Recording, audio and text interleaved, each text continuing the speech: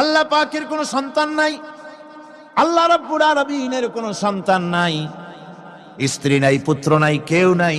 আল্লাহ পাক বলেন বাদিউস সামাওয়াতি ওয়াল আরদ, আসমান এবং জমিনের উদ্ভাবক হচ্ছেন তিনি। আন্না ইয়াকুনু লাহু ওয়ালাদুন ওয়া লাম তাকুন লাহু সাহিবা, তিনি তো, তার সন্তান হবে কি করে? তার তো জীবন সঙ্গিনী নাই, তার তো স্ত্রী নাই। আল্লাহ বলছেন আমার তো স্ত্রী নাই, অথচ তোমরা আমার সন্তান বানাচ্ছ। অথচ আমি সবকিছুকেই সৃষ্টি করেছি, সবকিছুর স্রষ্টা কে?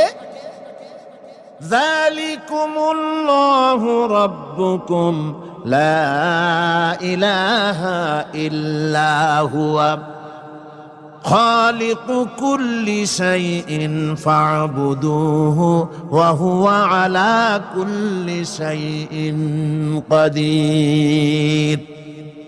যালিকুমুল্লাহু রাব্বুকুম, তিনি, এই হচ্ছে তোমাদের আল্লাহ, তিনি তোমাদের রব, তিনি ছাড়া কেউ নাই, সব কিছুর স্রষ্টা তিনি, তারই ইবাদত করো।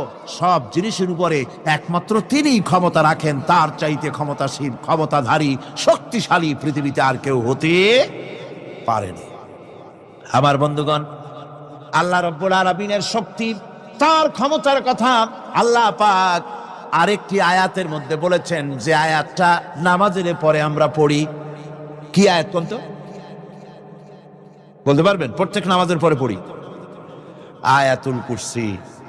আয়াতুল কুরসি এমন একটা আয়াত, এই আয়াতটি সম্পর্কে রাসূল করিম সাল্লাল্লাহু আলাইহি ওয়াসাল্লাম বলেছেন, ফরজ নামাজের পরে, প্রত্যেক ফরজ নামাজের পরে যে ব্যক্তি আয়াতুল কুরসি পড়বে, আল্লাহ রাব্বুল আলামিন কিয়ামতের দিন আল্লাহর তার প্রতি দায়িত্ব হবে একটাই, যে আল্লাহ পাক ওই ব্যক্তিকে জান্নাত দিয়ে দিবেন। সুবহানাল্লাহ। কেন? এই আয়াতের মধ্যে কি আছে? এই আয়াতে আছে আল্লাহ পাকের তাওহীদের কথা স্পষ্ট করে বলা হয়েছে।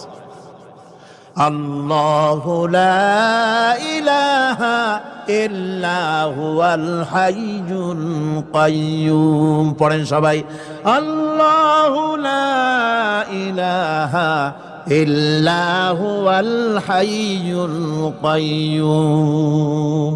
আল্লাহ তিনি, যিনি ছাড়া কোনো ইলাহ নাই, তিনি সদা জাগ্রত, তিনি চিরঞ্জীব।